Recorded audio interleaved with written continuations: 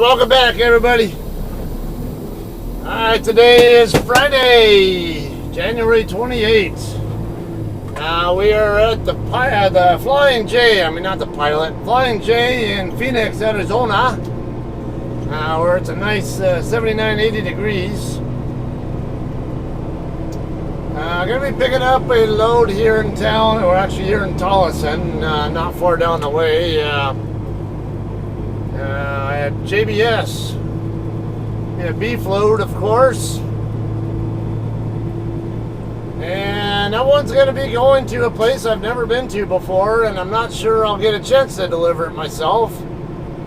Because this load is not really due for pickup until tomorrow afternoon, evening, 1700 or something like that.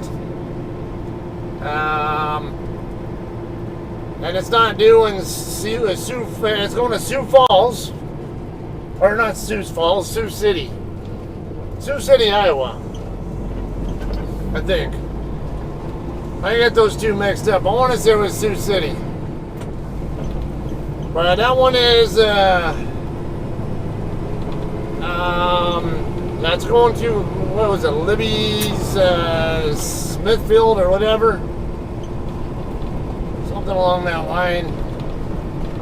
Again, I've never been there before, and like I said, I don't know that I'll even make it there because I'm going to be running so far ahead of schedule on the load that I can see possibly getting swapped off of it or dropping it before I get anywhere near the customer. But we'll see how it goes. I don't want to, I don't mind. I'd like to do the delivery myself, but I don't want to sit and wait for it. So I can't make money if I'm sitting there burning clock that I don't need to burn. Burning downtime. And I just did a 1,500 mile, or actually no, a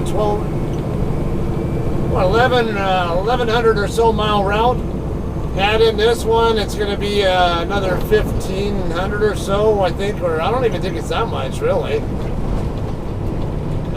It showed the paid miles was going to be like 1,500 plus, but it showed the miles to the next stop from the shipper to the receiver was only 13 something, and I only got a 55 mile deadhead route, so I'm not really sure what to make of it as far as that. Zoom out some. We're going to come down to Buckeye Avenue. JBS plant is right next door to our drop yard. Also, I want to give a little disclaimer. This morning, after I emptied in Casa Grande, I ended up getting my tractor washed and my trailer washed out. Now, that's not much of a disclaimer itself. However, while I was getting the tractor washed, when I got through there, I paid a little extra for the hand drying thing. And when I hand dried my truck, when I finished, the driver's side mirror was pointing down, no big deal, but that's also the same mirror that has a very temperamental wire somewhere in there. Been doing fine for me lately, but as soon as they touched it, and I went and parked back there at the Petro and swapped out my SD card so I don't lose the Walmart delivery data. I noticed when I started the truck back up so I could get ready to come over here, that it looked like it was froze up or whatever. I saw little telltale signs like it was acting up, and I did some playing around, and sure enough, it was acting up. I couldn't get it to be consistently good at all before I left Eloy. But when I just got through stopping for fuel, just enough fuel to get me onto I-40. And also get reefer fuel. While I was getting tractor fuel, I reset the, shit, I probably should have waited for this. I was debating whether stop and let that car go, but oh, he's gonna run over the curb. then yeah, even if you're not looking at your tandems, you can feel that. Okay, yeah, we'll be kind of a tight turn here, but yeah, we got 2 lanes here. It looks like we might have enough shoulder to work with where I won't, might not have a problem. Just got to do a nice crisp button hook on this. Anyway, yeah, and I just reset it with a couple of more new zip ties and kind of repositioned it in a way I kind of rather it be. I don't know if it's going to hold up. Hopefully it will, but wouldn't be surprised if we have problems. So if you see at any point in time where, and let's see, these guys are on the, I was going to say, these guys are going to get a fresh green on the left. If you see any point in this video where you don't have rear camera footage, you'll know why.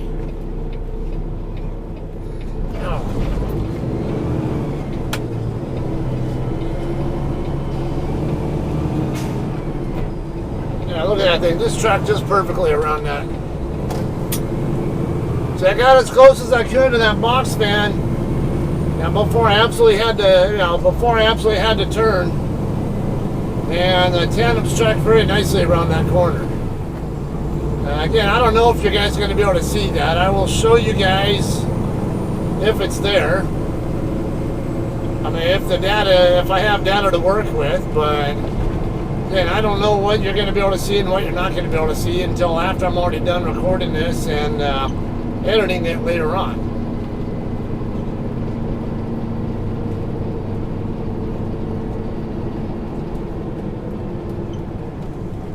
Alright, so this load is, it's due in Sioux City, Sioux whatever, on February 1st. Today being the 28th, the day of a 31-day month. Yeah, I'll be, assume I'm going to need 3 shifts, or two good long shifts, and then maybe a third shorter one.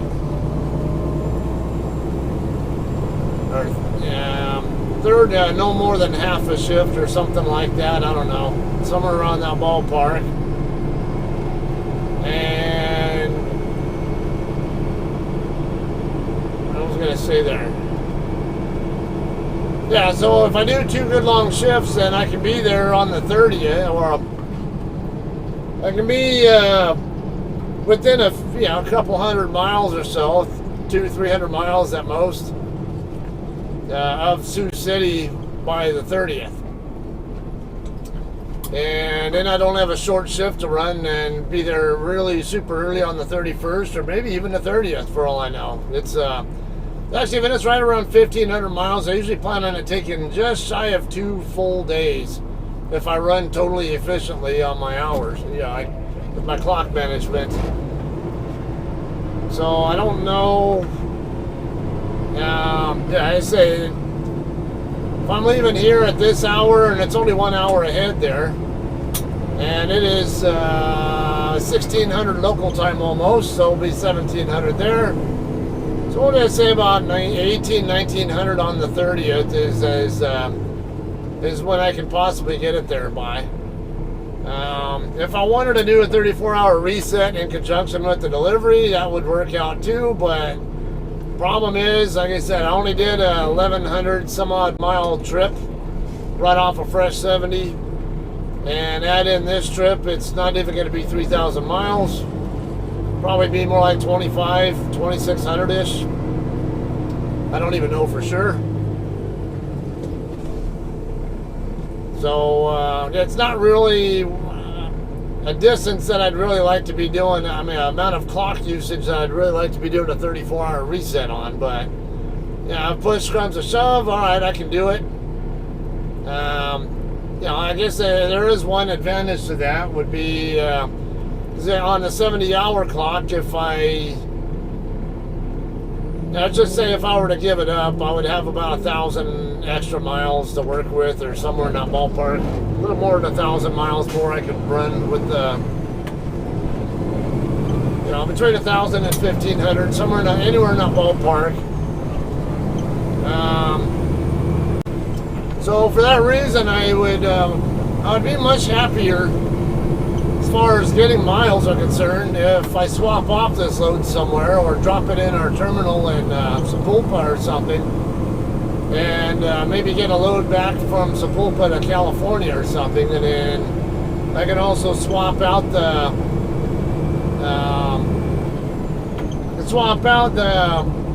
the exterior camera here on my driver's side mirror. I do have a new one sitting at the house. I just didn't bother to install it yet because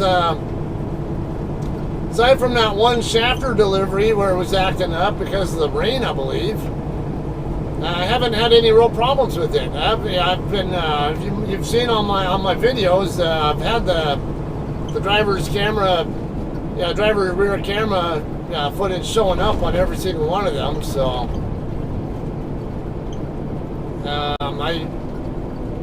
I didn't really feel like there was a need to replace it yet until it started acting up. Well, now that it's acting up, or at least was, or it might still be, or might still act up, I don't know. It might be time to swap that camera out when I get home again. Alright, we're at 83rd Avenue here. This is the last light we're going to hit before we get to JBS. And of course, just up the road on the right side is our drop yard at Thermal King West. If you guys have been watching my channel regularly, you know that I was just over there not even a week ago. Actually, I was there right before I picked up that load from Phoenix to Waco.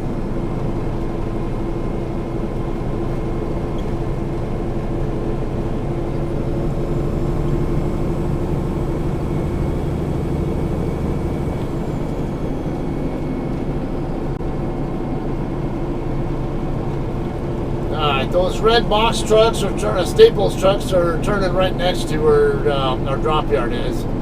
It's a street right next to our where Thermal King is. And then we're going to turn in,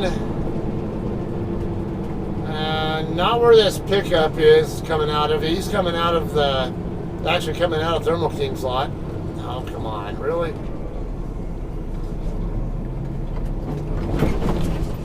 Oh.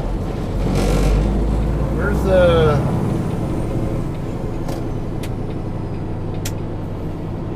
Wasn't expecting that. I'm like trying to want to turn right here at JBS. As long as our driveway's not blocked, but it's going to make for a pain in the ass time getting out of their lot, I'm sure.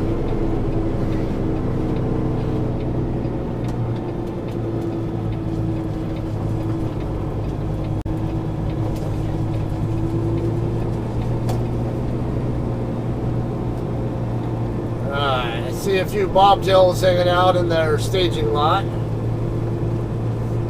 Good info for you guys here. If you're coming here to pick up a load, they do have a staging lot here, but a lot of times you're going to find drop trailers sitting here. So sometimes you might have trouble getting finding an open spot to park in right there, but of course, bobtail you can always double up with other bobtails.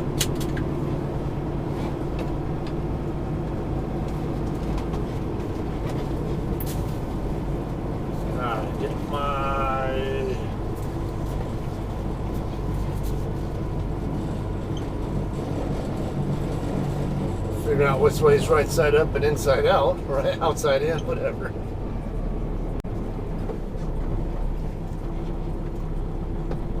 Okay, yeah, so I was told this is the only load we have that is already ready to go and can get me rolling immediately.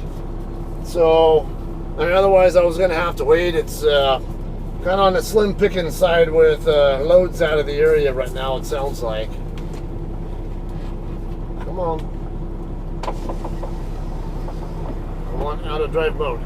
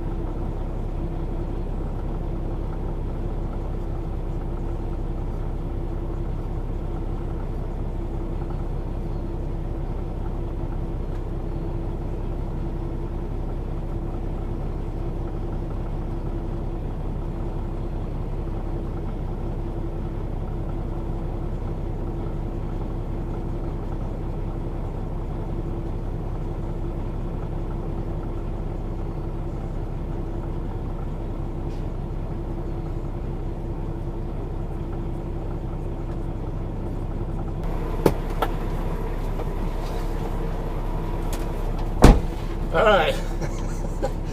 So I was joking with him about how. Oh.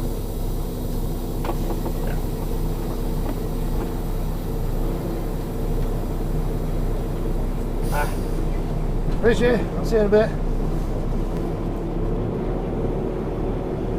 Oh, no, yeah, I'm in yard move now. Okay.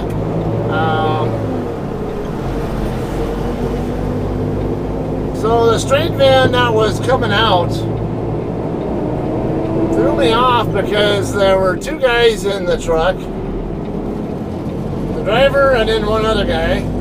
But the other guy was sitting in the middle seat and not in the passenger seat. And I thought it was strange. And thought I might have seen some,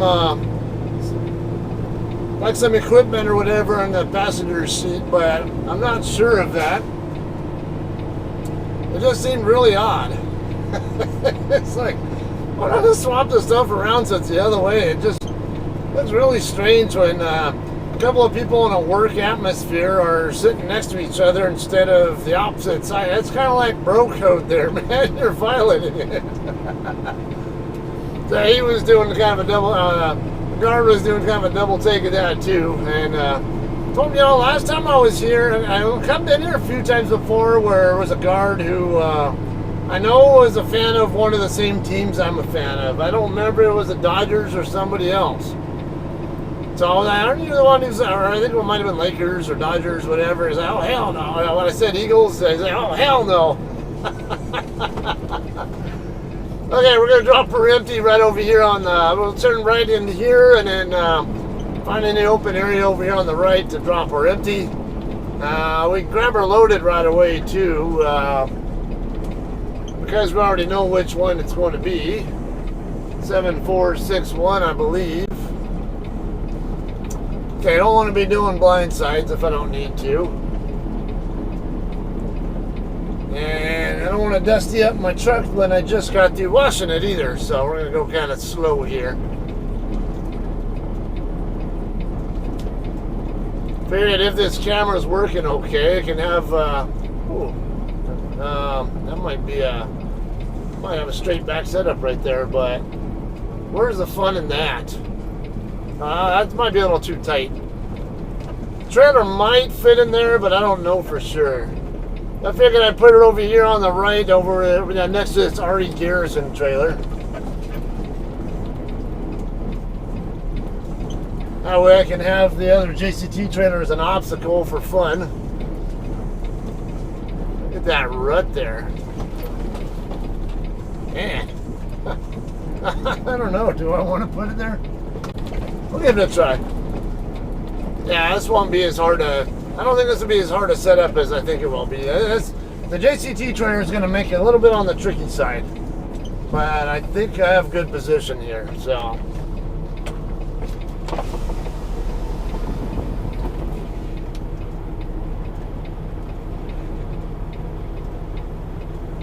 Yeah, it's wide enough there, it's not going to be a problem. I'm swinging wider than I want to, but I'm going to have to worry about hitting the JCT trailer there. I mean, yeah.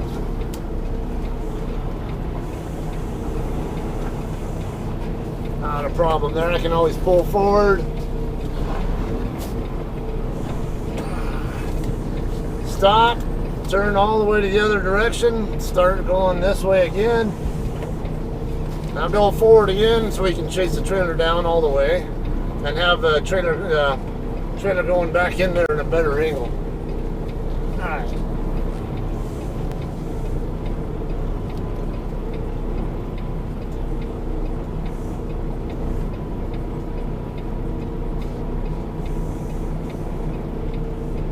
Now see, those are more probably funner to watch for you guys and more beneficial to some of you guys who hopefully who are be back into the trailer after the trailer brakes are set first.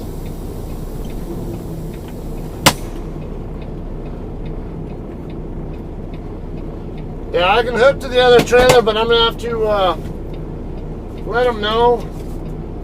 I got to check in and then let them know I have the trailer already, so they'll be ready to. Because there's a scale here on the north side of the building that I'm gonna end up needing to go on. But they're going to need to be ready for me too, knowing that, hey, I'm here picking that particular load up.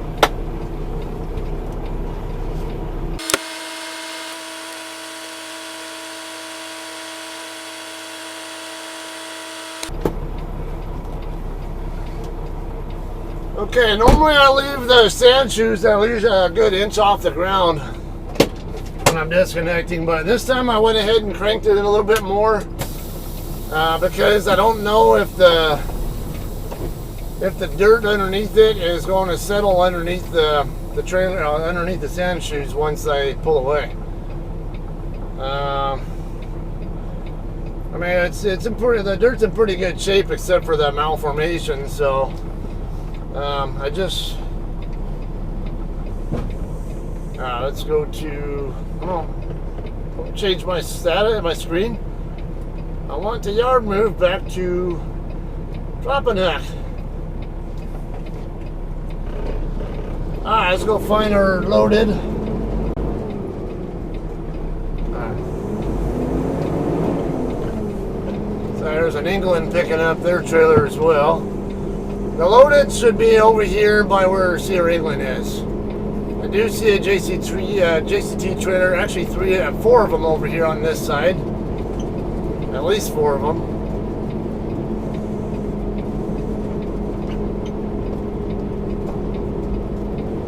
$6661, $7518, $6881, $6746.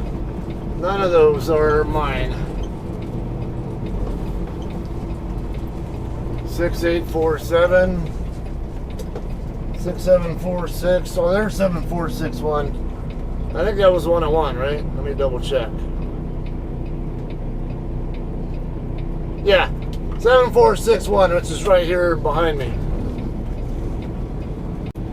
Getting oriented by it first.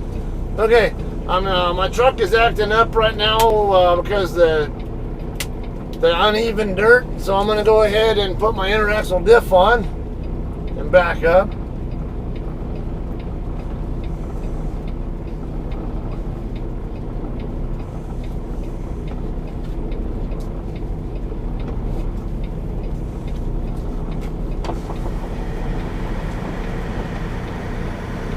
This one's not sitting, sitting a little higher than I like from what I can tell. It's not bad actually. Probably like it to sit a little bit higher than it is though.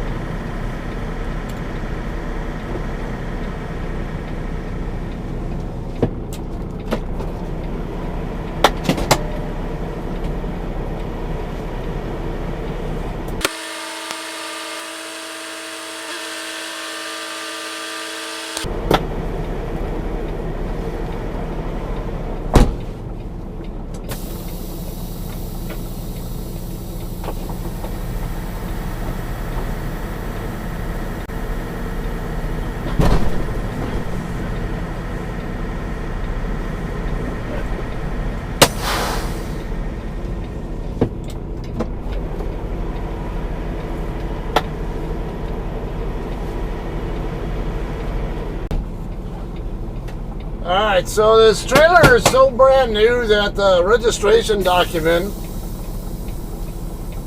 is in a completely different format than what I'm used to seeing, and it threw me off. I'm like, what the hell kind of registration is this? And then I look a little closer at it and it says it's a 2022 trailer. I think they paid 67 grand for it or something like that. So really good trailer, good damn good shape because of that. Alright, how about we'll say drop hook again. We'll go over the other side there, right behind us, basically, and park over there, get checked in, and I'll let them know I already have the trailer. All I have to do is go across the scale. Looks like it's not going to be a super heavy load. Man, it looked like, based on just what my load gauge says, I would imagine it's a 30-something thousand pound load. Not super heavy, but not super light.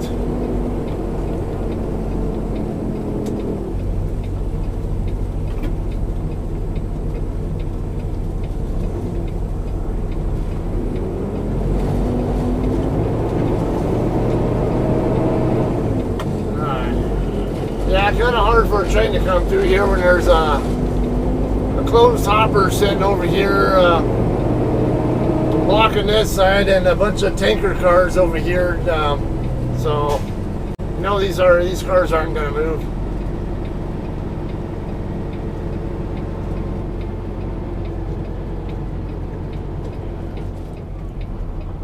So come over here. Those signs do say this is specifically for load checkout. So we'll come right over there and get checked in, and then hang a left right over here. The scale's right over there, and they'll give you the signal, the green and red lights for every time they want you to stop for every axle. And then you come back right over here where I'm at again to check out. And I notice there's a seal on the trailer right now. It's a boxcar seal, or the tin style seal, but so I want to say it's just a yard seal, but I don't know for sure. I recall they come out here and seal the trailer while you're sitting here when you're checking out, though. So I'm pretty sure it's just a yard seal, and I'm going to go ahead and put load locks in before they come back out. Okay, time to scale the load, but I have a feeling that Cedar England's going to get to the scale first, so I'm not going to get in a rush, but he is going kind of slow.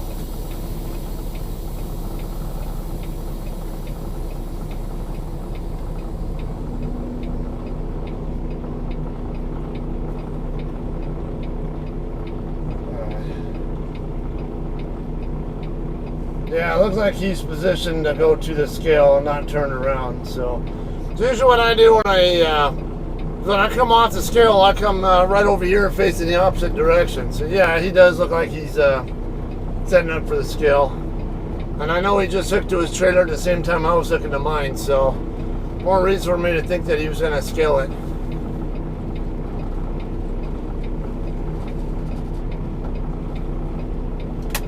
Turn off the interaxle diff.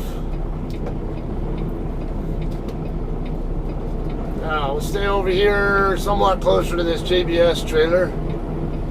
Give my tandems all the chance in the world to get over here. So I'm not even at 60 psi on my gauge, so like I say, either this is a tail heavy load or it's gotta go a little further than that.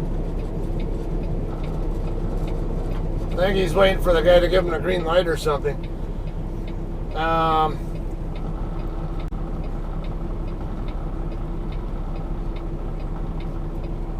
Yeah, either it's tail heavy or it's not that heavy a load. I've not seen what the BOL says yet.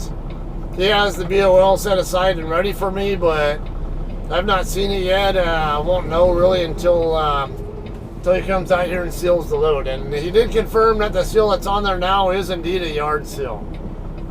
So when I get through here, I can go ahead and take the seal off. But I can make sure I give the seal to him. And or well, I at least have it accounted for.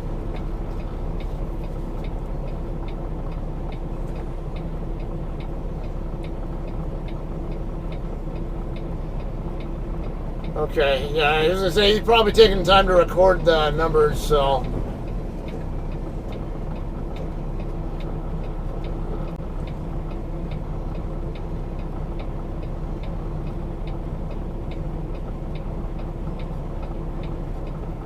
See, he might have had to reset the thing. I don't know for sure how their scale works on the computer end.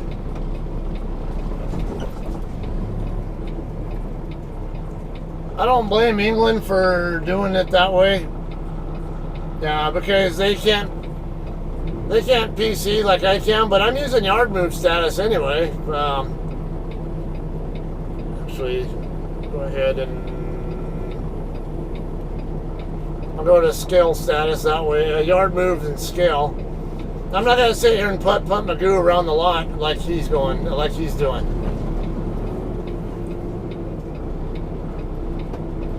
It's not going to kill me to burn a few extra minutes of on-duty time to actually move a little more quickly.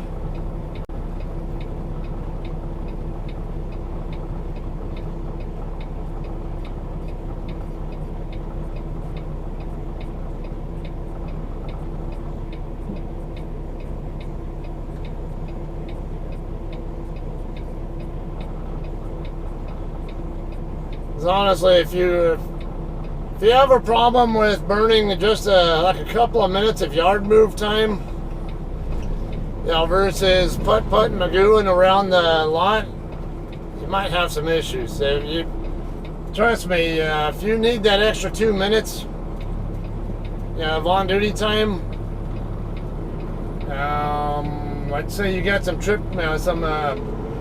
clock management problems.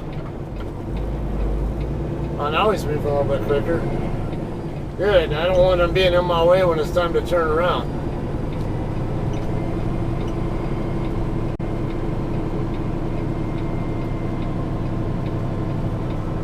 And if it is as light a load as I think it is, well, not super light, but like I said, it's probably going to be a 30-something thousand pound load based on everything I'm seeing.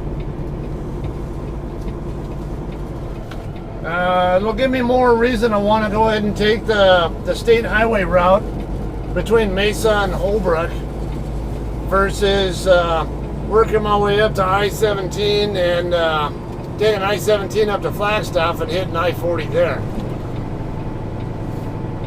I tend to favor the mountain route only if I have a lighter load or a load that's not overly heavy going eastbound. Coming westbound, I don't mind going that way. There are some steep uphill grades in certain spots, but it's not as bad going westbound as it is eastbound.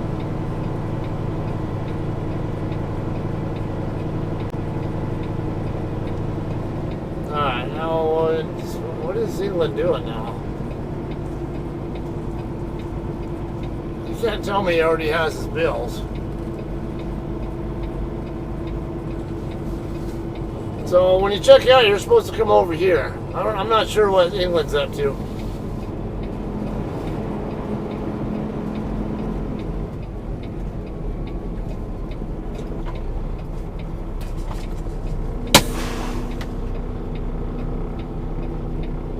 I can't imagine he already got his bills, so... Huh. Why is he turning back in there now? Weird.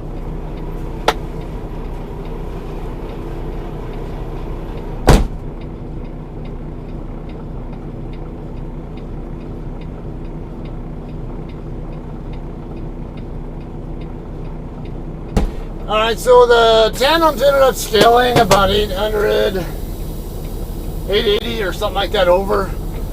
But I told him that won't be a problem at all. The states that I'm going to be in, none of them have an axle length restriction. I'll go ahead and slide the... I had 28 920 on the drives and 34 880 on the tandems. It's about almost 6,000 pound difference. So what I might want to do is for every 1,500 pounds, I want to slide back a foot, ideally for a good balance. I'll go ahead and go one hole forward short of that. I think it'll be fine because I'm going to account for extra fuel that I'm going to end up adding later on. So I'll go ahead and go 3.5 feet back. I noticed the tandems are all the way forward right now, so get them where I want them.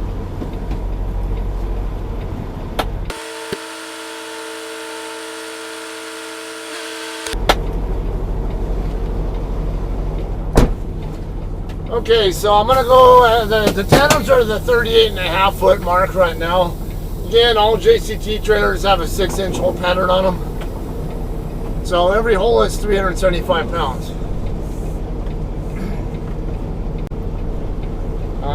So 3.5 feet from that is going to put me at the 42 foot mark.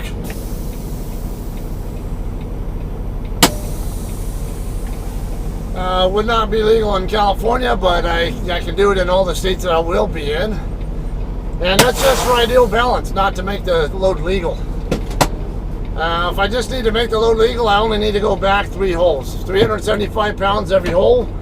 Every foot is 750 pounds, so one more hole will get me past that 880 over.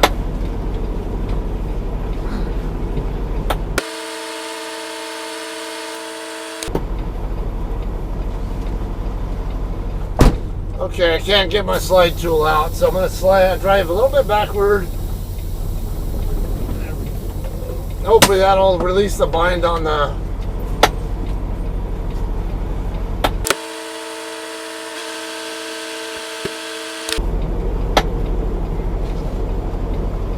Okay, so turns out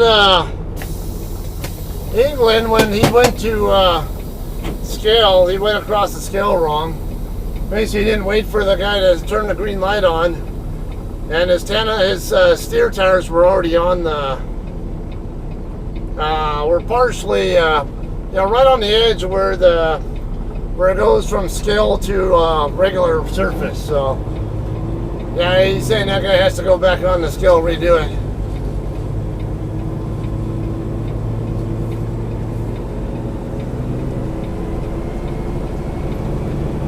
Okay, I could probably, I don't really have to get to a cat scale right now. I know I'm going to be okay, but best practice, don't trust the scale, don't trust the shipper's scale. Unless you know for sure from repeated experiences that they always scale accurately, or, well, within 200 pounds, I would say. A couple 100-pound difference is not, that's a regular calibration error tolerance on every scale, even a cat scale.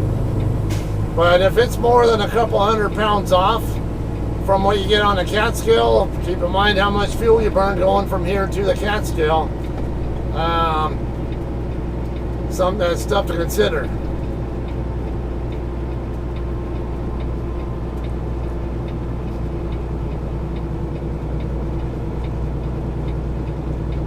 Okay, we got overcast here, and I think the sun's going to go down before I end up really needing. That's a nice mural there.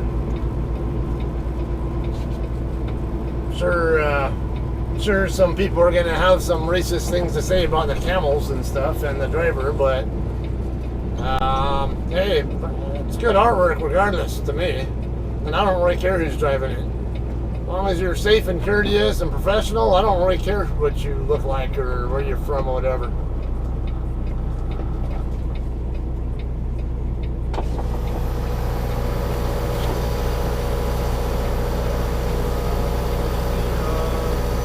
Yeah, well, on gate now.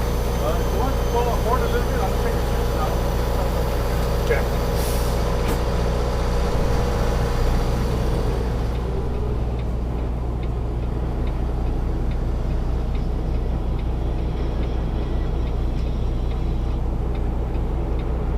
He's calling me at just the wrong time when I'm busy.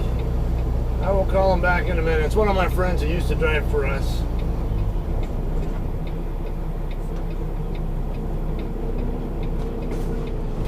Okay, we'll go forward. I could go for some more barbecue sunflower seeds, so, and I usually have to go to Love's for that. So, chances are I will probably go to the Love's. I hate going to that Love's. I don't really want to do that. I might, you know what, screw that. I don't want to deal with Love's. Yeah, not the one in Tolleson at least. That's a real pain in the butt. Alright, let me go off duty here, and then I can send my departure info. I know I'm going to scale okay overall. It's just a matter of where do I want or need the tandems. I don't have to be, I know they're going to scale legal no matter what. It's just a matter of where I need them to be legal and where I actually do have them.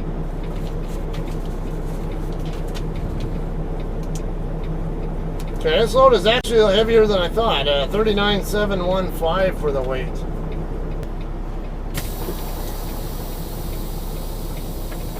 Okay, guys, we are ready to roll here. Probably do not want to deal with the freeway, with the I-10 traffic. Actually, it doesn't look bad. Yeah, eastbound side doesn't look bad at all. But I still might go ahead and just take Buckeye all the way across the 202. I don't know, we'll see. Yeah, because I don't want to end up, because I can only go so far with this, this street right here next to us.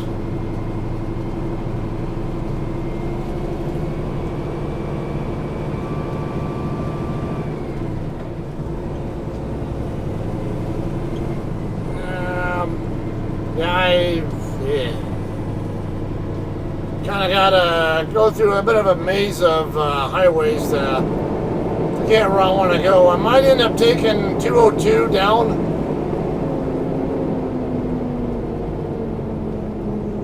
202 over to 10 west, back toward downtown.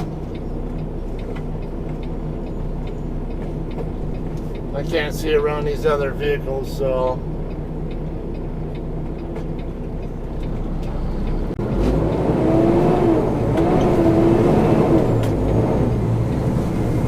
Oh, we're good.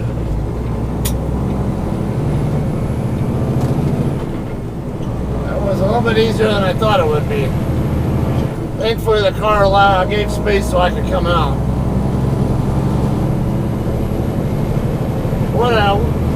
Would have liked to give him a thank you, but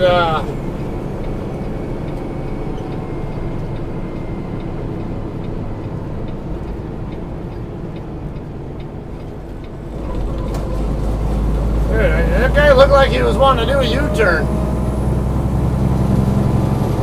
I was trying to get out of the way, and these other cars just weren't figuring out that he might have been trying to turn around. It looked like he's not, but my first impression was that maybe he was trying to do a U-turn.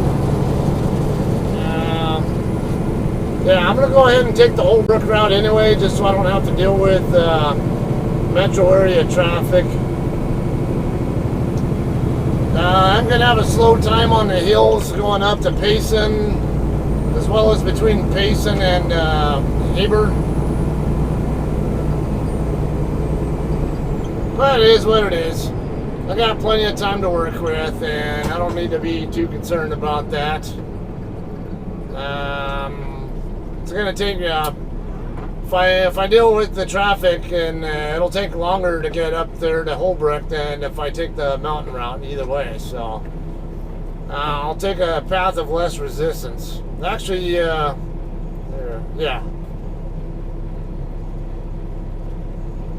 No, actually, yeah, I can take 202 over to 101 on the other side of Tempe and Guadalupe and over by Chandler.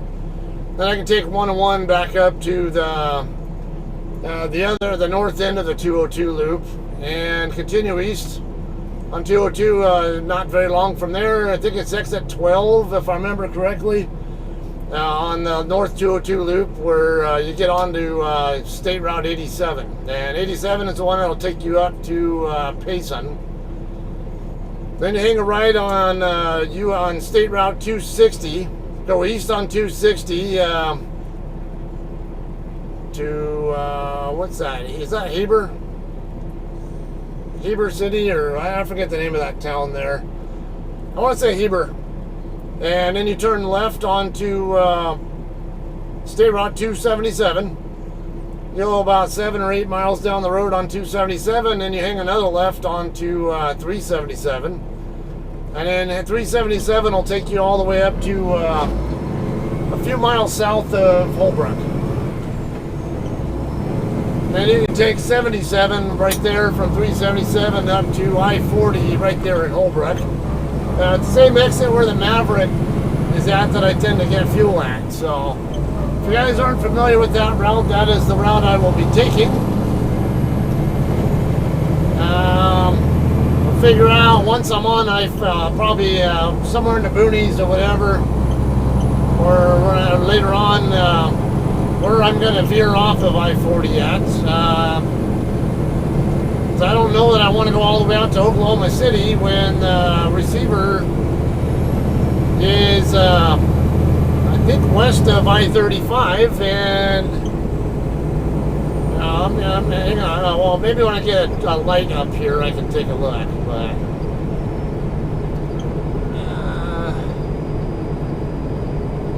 I can refresh my.